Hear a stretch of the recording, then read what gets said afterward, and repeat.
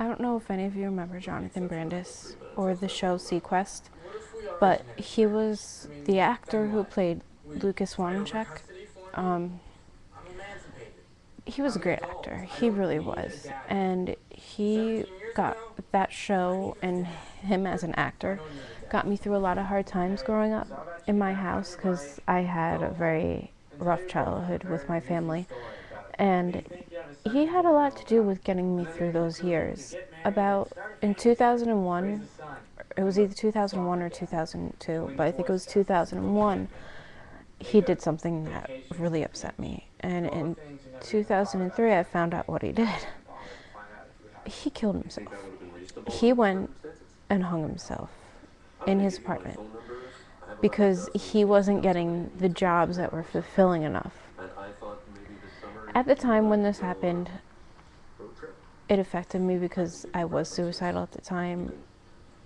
Like I said, I had a very bad childhood, so I've had a lot of issues to go through. But when I found out he committed suicide when I was suicidal, it was very hard to deal with.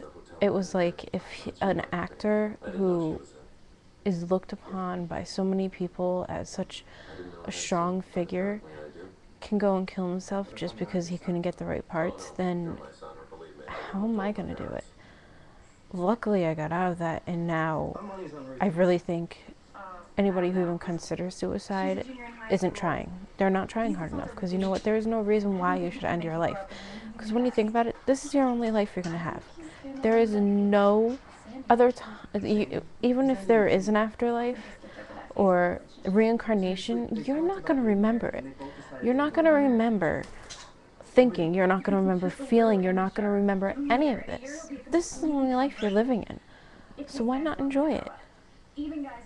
It's hard to deal with because, you know, there's so many people out there has family who killed themselves.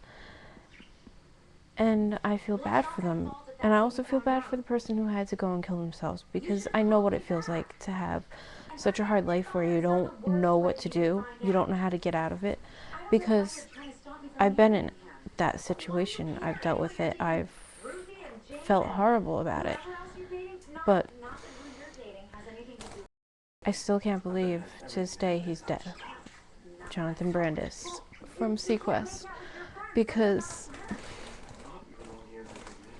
he didn't seem like that. He really didn't. So I get really upset about it to this day when I think about it. Sorry, my bird's distracting me because it's flapping its wings. I think it's wants out of the cage. And of course I'm at my mom's, so I can't let it out of the cage. Only at my apartment I can. But anyway, back to suicide. You know, it's hard for me to talk to other people about suicides, especially if they've known someone who committed suicide, because I feel if someone commits suicide, it is the ultimate sin. You're taking a life away that shouldn't be ended. I mean, it's not up to you when you should die. It just isn't. There has to be someone else out there who controls that stuff, and for you to just end something that so many people have had taken away from them out of nowhere, that's not right. I mean, there's so much in life that you can enjoy and that you can be passionate about and everything. I mean, people who have depression and suicidal thoughts, they're great artists. A lot of them are very creative. And if they just learn to harness their emotions, they can use their illness for so much useful opportunities. They can be therapists, they can be psychiatrists, they can be art therapists. They can help save thousands from themselves, teach them how to deal with it. Because truthfully, I think if you haven't been through it, you have no right being a therapist. You have no right being a psychiatrist because you don't know what the personal side effect is. It's good to know what it personally feels like to go through it, and it's also good to know the textbook definitions. That's what I'm doing. That's what I'm doing in college as I'm going to school for psychology. I'm going to be getting my PhD. I'm going to become a therapist and help as many people as I can.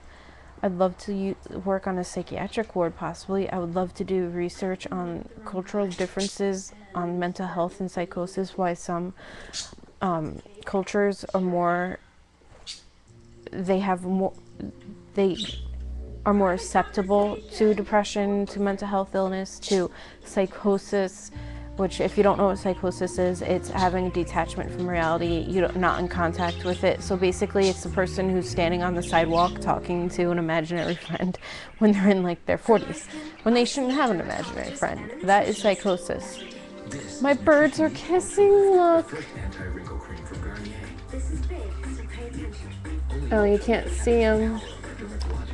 Sorry, you can't see them. But yeah, they were kissing and, oh, they're doing it again. I'm sorry. I love my birds. They're my buddies. But but yeah, basically that's what I'm doing in college. Yeah, I'm distracted now by my birds, so I should probably cut this off before I go on a rant about something that has absolutely nothing to do with suicide. Okay. Signing off. Bye.